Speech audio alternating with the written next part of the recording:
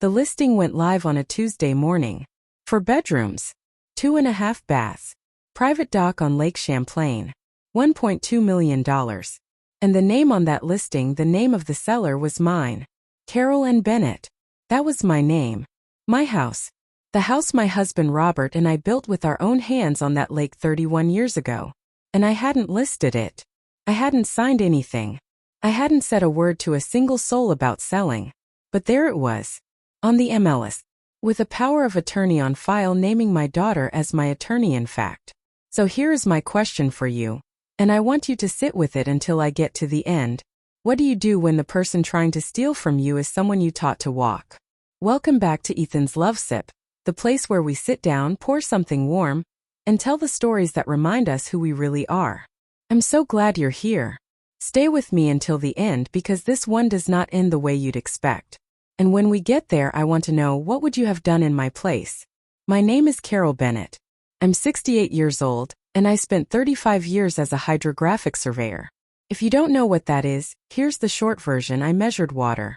I measured the depth of rivers, the shape of lake beds, the precise location of underwater boundaries. I showed up before sunrise in weather that would send most people back to bed, and I drew the lines that told the world where one thing ended and another began. I loved that work. Still do. There's a kind of peace in knowing that the earth does not lie. A boundary is a boundary. A measurement is a measurement. You either respect it or you don't. Robert understood that about me. He was a civil engineer, steady, quiet, good with his hands. We met at a survey conference in Burlington in 1979, and he asked me to dance even though neither of us was much of a dancer. We weren't graceful, but we stayed on the floor. That's the marriage right there. We built the lake house in stages over years. Poured some of the concrete ourselves. Robert made the dock. We used to sit out there on summer nights with our feet in the water, and he would say, "Carol, I built this house to hold our whole life." And he meant it. He passed 3 years ago. Congestive heart failure. Went quietly, which was very Robert. After he was gone, that house on Lake Champlain became the only place in the world where I could still feel him. His hand was in every window frame, every board on that dock. I wasn't ready to leave. I was never going to be ready to leave. We have 2 children, Jennifer and Daniel. Jennifer is 42. She has a real estate agency of her own up in Burlington. She married a man named Brian Hayes about 12 years ago, and Brian is the kind of man who always seems to be working on a deal and somehow never quite landing one. Daniel is 39. Quieter than his sister. Works construction. Lives about 40 minutes from the lake.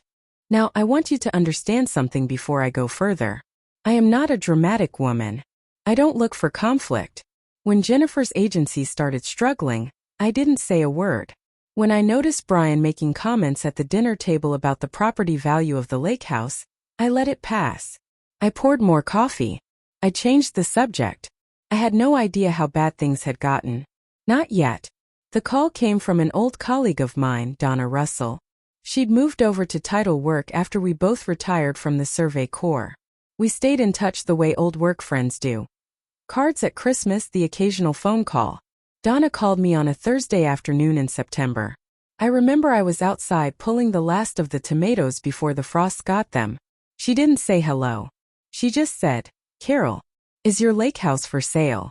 I said, "Donna, why would you ask me that?" She said, "Because it's listed on the MLS. And there's a power of attorney on file with the title company, naming Jennifer as your attorney in fact."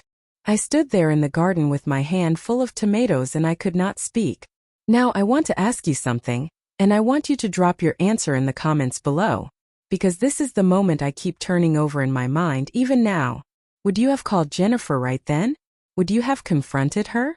Or would you have done what I did? Put the tomatoes down, walked inside and started measuring? I started measuring. I called my attorney Thomas Reed. Tom is 70 years old and has the calmest voice of any human being I have ever met. I have known him for 22 years.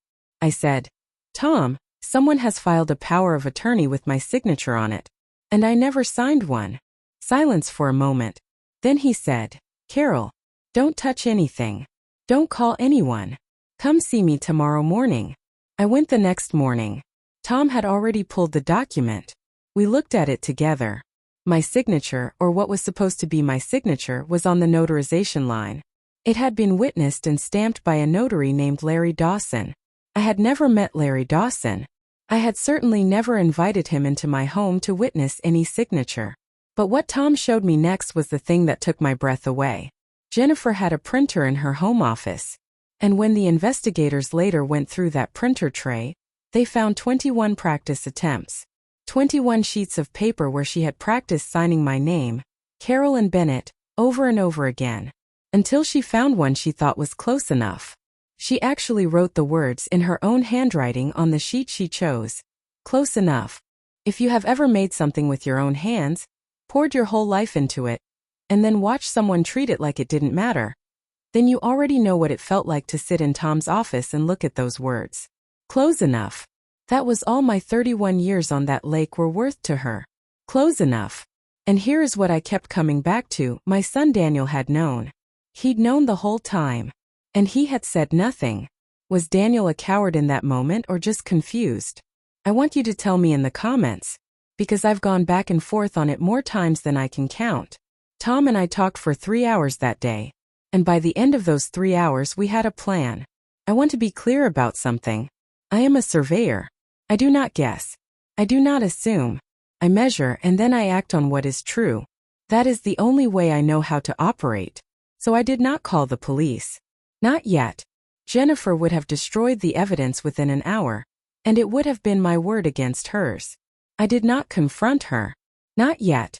What I did was form an LLC. Tom helped me file it quietly, Champlain Meridian Holdings. That was the name I chose, and if you know your surveying history, you'll know why. The Champlain Meridian was one of the original baselines used to survey the northeastern United States. A meridian is a fixed line. It doesn't move. It doesn't negotiate. Simply is. Then Champlain Meridian Holdings made an all-cash offer on the property listed at $1.2 million. We offered $1.18 million. A serious offer. A real offer. Jennifer accepted within 48 hours. She was selling the house back to her own mother, and she had no idea. The closing was scheduled for the 3rd week of November.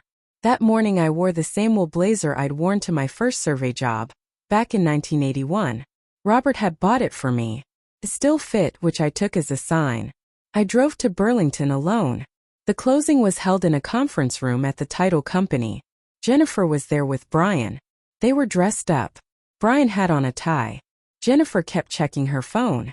They looked like people who had already spent the money. The young attorney representing the buyer, a woman named Emily Brooks, who Tom had brought on, sat across the table, very calm, very professional. Jennifer barely looked at her. They went through the documents. Jennifer signed the transfer papers. She signed them using the forged power of attorney, right there in front of the title officer and the recording clerk.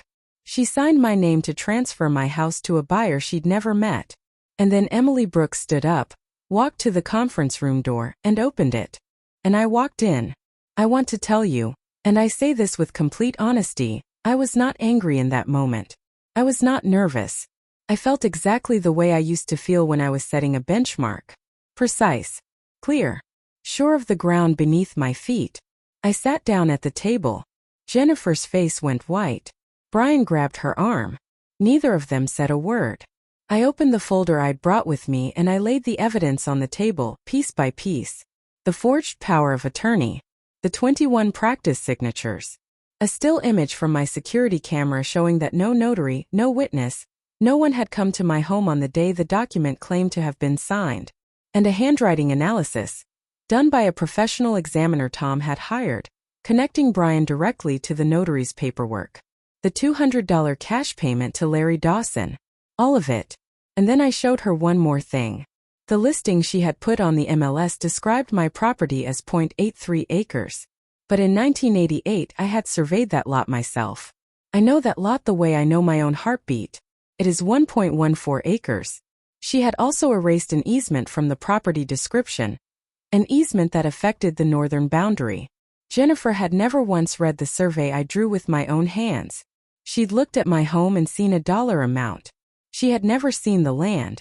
I said, Jennifer, you listed a property you didn't understand, using a signature you practiced 21 times, To sell a house you were never going to get. Brian started to speak. I looked at him. He stopped. The fallout came fast and it came completely. Jennifer was charged with forgery, fraud, and elder financial abuse. She lost her real estate license. Brian faced co-conspirator charges, and once the investigators started looking at his finances, the full picture of his debts, $380,000 worth, became public record. The notary's commission was revoked. Daniel cooperated. He told investigators everything he knew, and because of that cooperation he was never charged. But that night, after it was all over, he called me. He couldn't speak for a long time. Just stayed on the line, not talking. I finally said, "Daniel, the dock boards on the north end need replacing. Come up in the spring." He said, "Yes, ma'am." That was enough. For now. I kept the house, of course. Tom helped me place it in an irrevocable trust, one that can never be sold without my in-person authorization. No power of attorney. No exceptions. No one will ever file a piece of paper on my behalf again. But before I filed that trust, I went through the house one more time. Every room.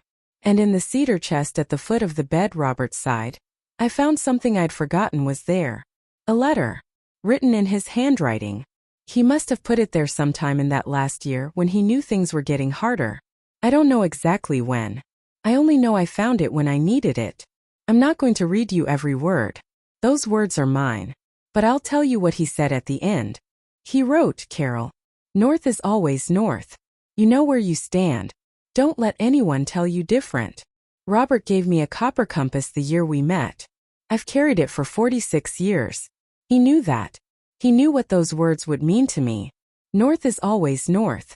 It doesn't move because you want it to. It doesn't shift because someone needs it to. It holds. About 3 weeks after the closing, a small envelope arrived at my door. No return address. Inside was a single index card. No signature. It just said, "I'm sorry, Mom." Jennifer's handwriting. I recognized it. Practiced it as not. This was hers. I put the card in the cedar chest, next to Robert's letter. I didn't throw it away. It was too late to be forgiveness. But it just might have been the beginning. I'll let you decide. Before you go, tell me in the comments. What is the handmade thing, the handmade gift that you still treasure today? The thing someone made for you that still carries their hands in it? I'll read every one. Thank you for being here. I'll see you next time.